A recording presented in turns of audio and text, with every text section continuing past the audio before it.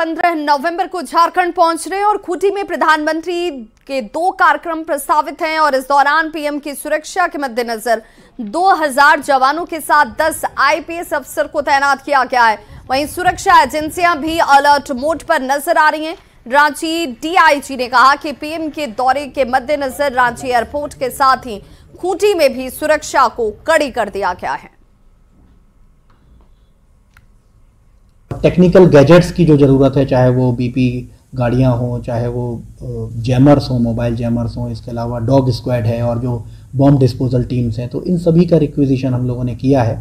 और police headquarter के level से भी टीम्स रहेंगी, जो स्पेशल ब्रांच की टीम्स भी रहेंगी। जो कांग्रेस विधायक अंबा प्रसाद की तरफ से पीएम के झारखंड दौरे पर तंज कसे जाने पर बीजेपी ने पलटवार किया है। बीजेपी प्रवक्ता प्रतुल शाहदेव ने कहा कि कांग्रेस के राजवंशी राजकुमारों को ये पच ही नहीं रहा कि एक साधारण परिवार से आने वाली पिछड़ी जाति का व्यक्ति पीएम पद पर बैठा है। उन्होंने कहा कि विधायक का जवाब उन्हीं की भाषा में दिया जा सकता है, लेकिन बीजेपी के संस्कार ऐसा करने से उन्हें रोकते हैं। दरअसल कांग्रेस के राजवंशी राजकुमारों को यह पच ही नहीं रहा कि पिछड़ी जाति का एक बहुत ही साधारण पृष्ठभूमि से आने वाला व्यक्ति देश के प्रधानमंत्री पद पर सुशोभित है। हम चाहे तो विधायक का जवाब उन्हीं के लहजे में दे सकते हैं, उन्हीं के स्तर पर उतर कर दे सकते हैं, लेकिन हमारे राजनीतिक और पारिवारिक संस्कार ये नहीं सिखाते। शायद माननीय विधायिका के राजनीतिक और पारिवारिक संस्कार उनको ऐसी भाषा का प्रयोग करना सिखाते होंगे, लेकिन हमें तो ऐसा कभी नहीं सिखाया गया।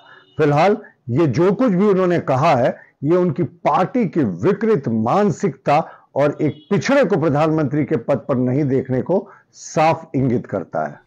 ओडिशा के राज्यपाल का पद संभालने के बाद पूर्व मुख्यमंत्री रघुवर दास पहली बार रांची पहुंचे और इस मौके पर बिरसा मुंडा एयरपोर्ट पर उन्हें गार्ड ऑफ ऑनर दिया गया। साथ ही बीजेपी नेता और कार्यकर्ताओं ने उनका गर्मजोशी से स्वागत किया। रांची में थोड़ी देर रुकने के बाद राज्यपाल रघुवर दास सीधे जमशेदपुर रवाना हो गए। वो वहीं पर दीपावली मनाने वाले हैं।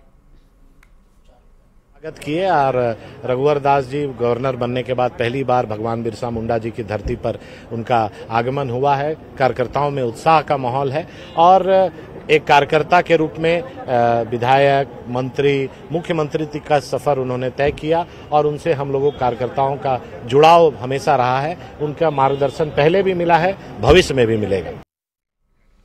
ओडिशा के राज्यपाल रघुवर दास ने झारखंड वासियों को दीपावली पर्व की शुभकामनाएं दी। रांची में न्यूज 18 से बातचीत में उन्होंने राज्यवासियों से प्रधानमंत्री नरेंद्र मोदी के लोकल फॉर वोकल के नारे को साकार करने की अपील की। दिवाली पर्व के अवसर पर और छठ पर्व के अवसर पर हार्दिक शुभकामनाएं। मां लक्ष्मी से आराधना करते हुए कि समस्त के घर में सुख समृद्धि आए और समस्त झारखंड वासियों से मेरी अपील है कि जो माननीय प्रधानमंत्री जी का लोकल फॉर वोकल, स्थानीय उत्पाद को अधिक से अधिक खरीदें। धनबाद की सड़क पर दौड़ने वाली 15 साल से पुरानी बसें अब स्क्रैप हो जाएंगी। जी हां, नए नियम के अनुसार उन बसों को न फिटनेस सर्टिफिकेट मिलेगा और ना ही रजिस्ट्रेशन उनका किया जाएगा। धनबाद को इलांचल में ऐसी बसों की संख्या की बात की जाए तो 40 से ज्यादा ऐसी बसें बताई जा रही हैं। बस एसोसिएशन ने इसका हालांकि विरोध करते हुए कहा कि नई बस खरीदने में 30 से 45 लाख रुपए खर्च होते हैं, जबकि 15 साल बाद भी बस चलने लायक होती है। ज्यादा जानकारी दे रहे हैं न्यूज 18 संवाददाता संजय गुप्ता। पहले तो ये नियम था नहीं, लेकिन अभी नया नियम लागू कर दिया गया है। 15 साल के बसेस को चलने नहीं दिया जा रहा है और दाम जो गाड़ी का है, जो बसेस पहले 10 लाख 12 लाख में मिलता था, वो बस छोटी बस है वो 30 लाख से अबव है और बड़ी बस जो है वो 45 लाख का पड़ रहा है और वो 15 साल में ही इसको चेंज करना है और उसमें STA परमिट जिसको लेना है, इंटर स्टेट परमिट, उसको 12 साल में ही चेंज करना पड़ रहा है, चाहे 10-5 साल में ही करना पड़ रहा है। वो तो 15 साल ये सरकार का रूल है ना कि 15 साल में आपको रजिस्ट्रेशन नहीं होगा, चाहे फिटनेस नहीं होगा, लेकिन 10 साल 12 साल में ही उसको हटा दिया जा रहा है। इंटर स्टेट के लिए, स्टेट लेवल के लिए वो 15 साल काम कर रहा है, लेकिन इंटर स्टेट के लिए तो 10 साल 12 साल में हटा दिया, जिससे काफ़ी हम लोग को नुकसान उठाना पड़ा। 15 साल के बाद जो प्राइवेट गाड़ियाँ तो जो भी है उसका तो 5 साल के लिए हम दे रहे हैं, लेकिन रेस्ट जो कमर्शियल गाड़ियाँ में 15 साल के बाद री रजिस्ट्रेशन के प्रोविजंस नहीं है। हम लोग वेट कर रहे हैं गवर्नमेंट इस पर क्या डिसीजन लेगी।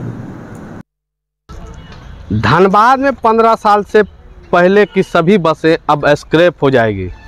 झारखंड परिवहन विभाग के द्वारा अब इसका नोटिफिकेशन जारी किया गया है। 15 साल पुरानी सभी बसें जो कॉमर्शियल हैं वह अब इसी तरीके से स्क्रैप के रूप में जहां तहां खड़ी नज़र आएगी।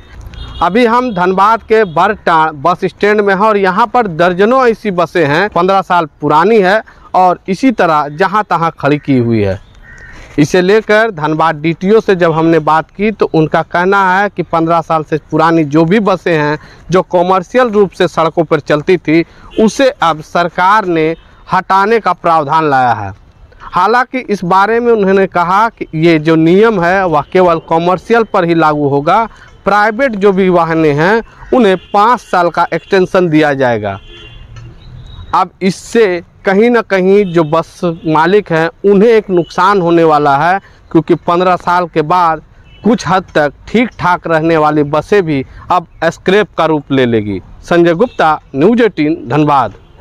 कुटी में दीपावली को लेकर लोग बड़ी मात्रा में मिठाई की खरीदारी करने में जुटे हुए हैं। वहीं जिले में दूध का उत्पादन कम होने के बाद दुकान पर मिठाई, देखिए कैसे यहाँ पर आपको जो दुकानें हैं वो मिठाई से गुलजार नजर आ रही हैं। ऐसे में सिंथेटिक मावा से बनी हुई मिठाइयों के उपयोग की आशंका जाहिर की जा रही है, क्योंकि दूध का उत्पादन कम है, लेकिन इसके बावजूद अगर आप मिठाई की दुकानों पर पहुंचेंगे तो आपको मिठाइयों की भरमार नजर आएगी, वैरायटी नजर आएगी और इसीलिए आशंका बढ़ जाती है कि क्या ये सिंथेटिक मावा से मिठाइयां तो नहीं बनाई गई हैं। इसे देखते हुए खाद्य विभाग के अधिकारी अब मिठाई के सैंपल की जांच भी कर रहे हैं। सिविल सर्जन ने लोगों को ऐसे मिलावटी मिठाई से बचने की सलाह दी है।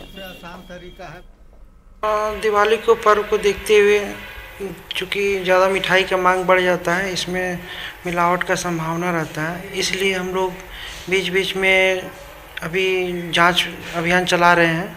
मिठाई दुकानों का जांच कर रहे हैं, उसमें मिठाइयों का जांच कर रहे हैं और सैंपल ले रहे हैं। सैंपल लेके हम लोग नमूना को जांच हेतु अपना स्टेट लैब भेज रहे हैं और उनको अगर उसके अनुसार जांच रिपोर्ट के अनुसार फिर उनको आगे कार्रवाई किया जाएगा। तो खूंटी निवासी को एक आवश्यक संदेश दे रहे हैं कि सिंथेटिक से बनाया हुआ मिठाई सेवन नहीं करे, वो स्वास्थ्य के लिए हानिकारक है।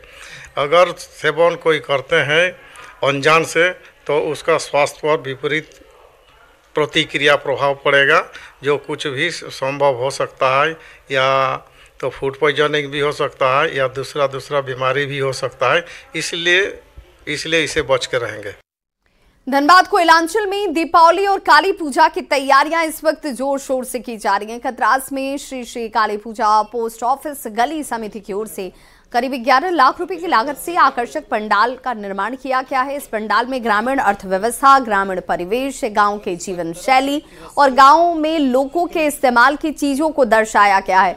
पोस्ट ऑफिस गली काली पूजा समिति की ओर से पिछले 23 साल से लगातार पूजा के लिए भव्य आयोजन किए जा रहे हैं और इस बार भी काफी आकर्षक पंडाल बनाया जा रहा है। इस बार पूरी तरह से ग्रामीण परिवेश की झलक इस बार की इस पूजनोत्सव में आप लोगों को देखने को मिलेगा। यदि पूरी तरह से देखा जाए तो इसमें सूप है, डलिया है, इसमें पंखे लटके हुए हैं, बांस की तरह तरह की कलाकृति है।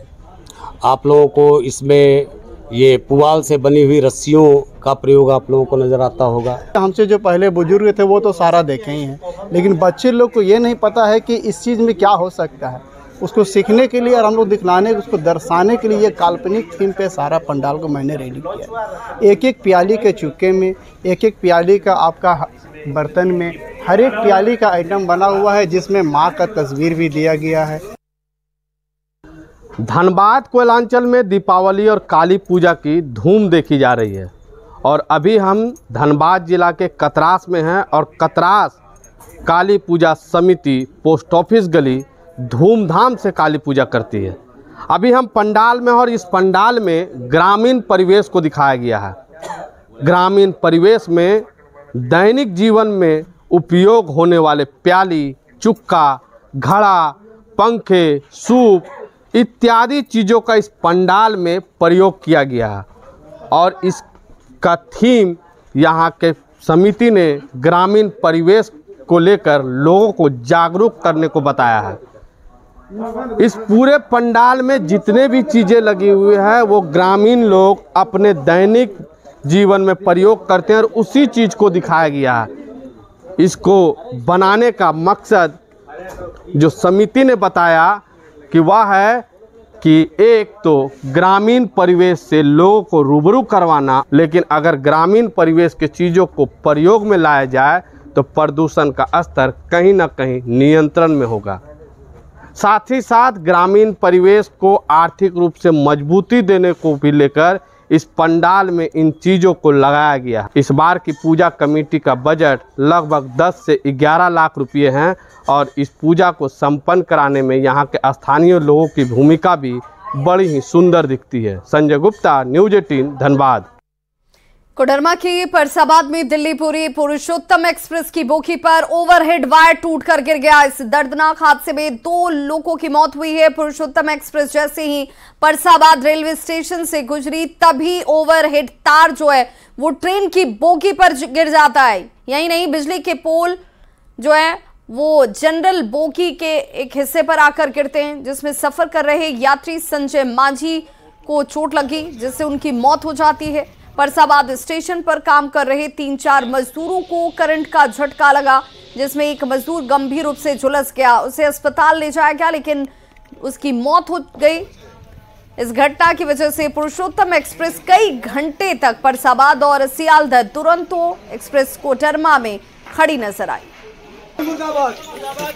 लगा हुआ है, ट्रेन पास कर तार तोड़ते हुए चली गई। हाँ।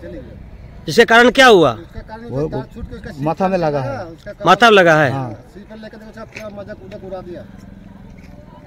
और जिसके कारण एक आपका साथी के काम करते के दौरान मौत हो गई। हाँ, मौत हो गई। आप लोग के सामने मौत हुई है। हाँ। क्या नाम इसका है? 24 है। पहले इलेक्ट्रिक जो इंजन है उसके लोको पायलट की गलती की वजह से जहाँ से वो ट्रेन लेके चला है आदमी, और ट्रेन को सही हालत में नहीं थी, उसने चेक नहीं की, और जब ट्रेन चली है सर फरसाबाद में पहुंची है, कोडरमा से पहले ही 4-5 किलोमीटर। ये हुआ कि हम यहाँ बैठे हुए थे सर, ऊपर यहाँ पे जनरल बोगी है ये। तो उसके बाद क्या हुआ सर, जैसे अफरा तफरी मच गई, एक लड़का को तुरंत लोहा आगे लगा, जो ऊपर से इलेक्ट्रिक का जो हाइड्रोलिक सिस्टम है, उसके बाद 33,000 जो बोल्ट ट्रेन चलती है, वो लड़के सीधे यहाँ पे आके घुस गया। लड़का घायल होता है, इतना बड़ा छेद हो गया, हमें लगा बुलेट लगी। तो इस बुलेटिन में बस इतना ही। चलते चलते नजर डालते इस वक्त की हेडलाइन।